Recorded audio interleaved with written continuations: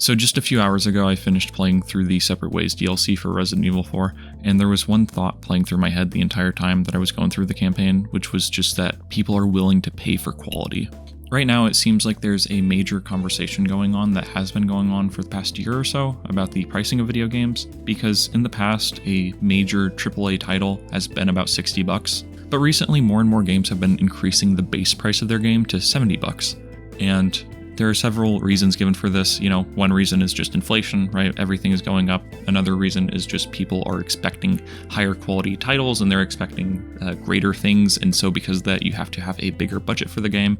And so bigger budget means that you need more money coming in.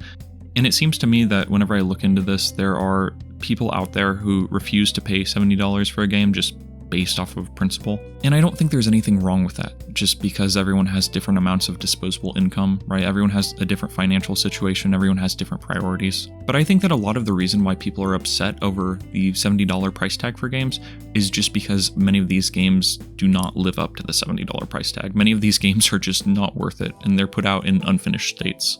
I'm not a huge Star Wars fan, but a lot of people were really excited for Jedi Survivor, but then that game came out and it was $70 and it was just a huge buggy mess. Or there was that game Redfall, which was made by the people who made Dishonored, and that game was $70 if I'm not mistaken, and was just a major, huge failure. And so a lot of people say, why should I pay $70 for a game that doesn't even work? And I completely agree with that.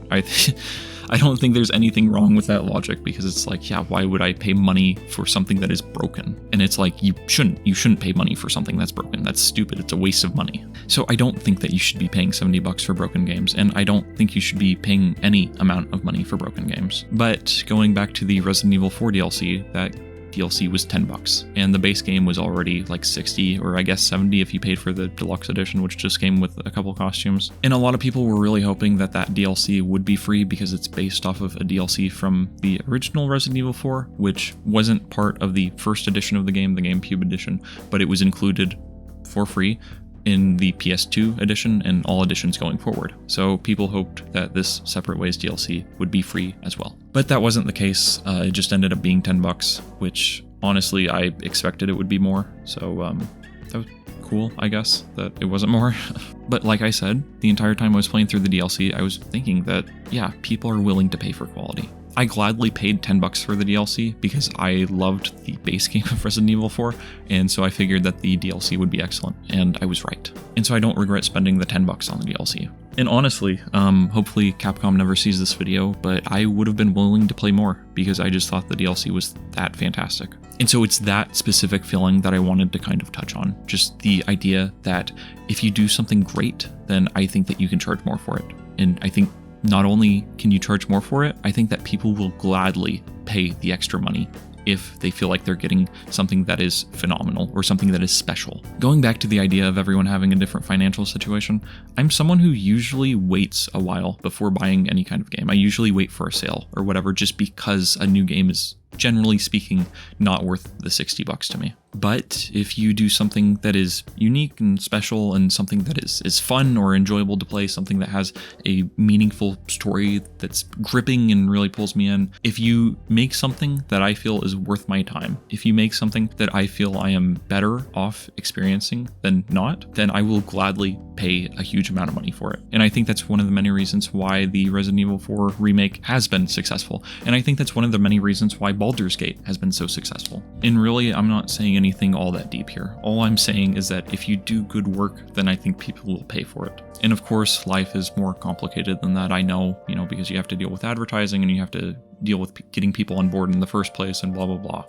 But really, I can't say I have much of a problem with games being $70, or I can't say that I have much of a problem with paying $10 for DLC, or $15 or $20 or however much. And I think you can find countless examples of people paying way more than $70 for a game. My brother is into World of Warcraft, and I think that it's about $15 a month for a subscription to that.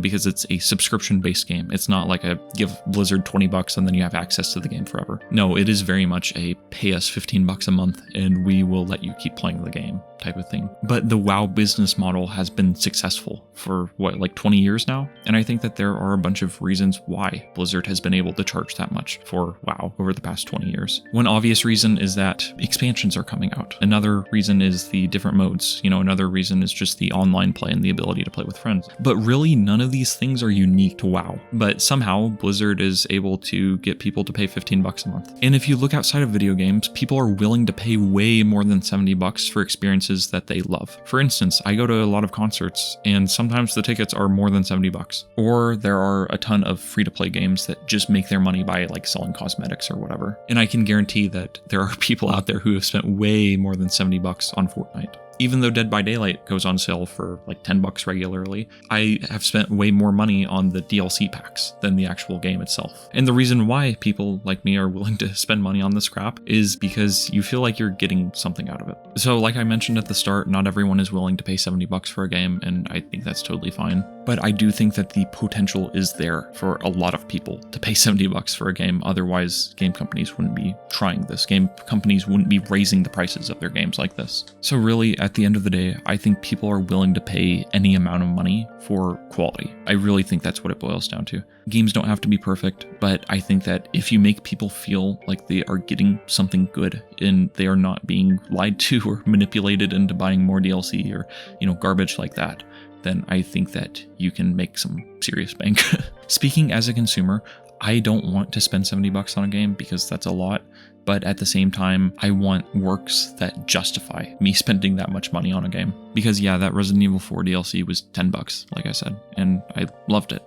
But at the end of the day, games are expensive. You're asking someone to drop $60 or $70 on something that they might not like, and even if they like it, it might not even work. There are much cheaper hobbies out there. There are other ways for people to spend their money than just on games. Again, I'm not saying anything revolutionary with this, or at least it shouldn't be revolutionary. All I'm saying is that if you make something good, people are willing to spend money on it. If you make a game that's great and you charge $70 for it, not everyone is going to want to spend that. Not everyone is going to want to play that game. But I think that as long as you make something that is truly solid, you will have a lot of people who are willing to slap down that money for it. At the end of the day, I just think that people want a quality experience. They don't want anything more, but they don't want anything less than that.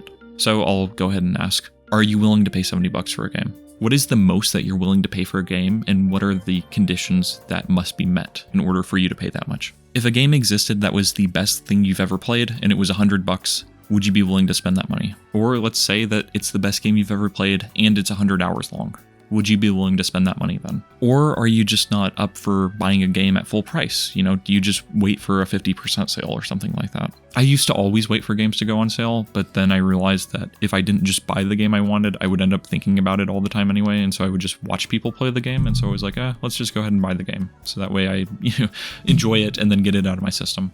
But yeah, thanks for watching, and leave your thoughts down below. Have a nice night.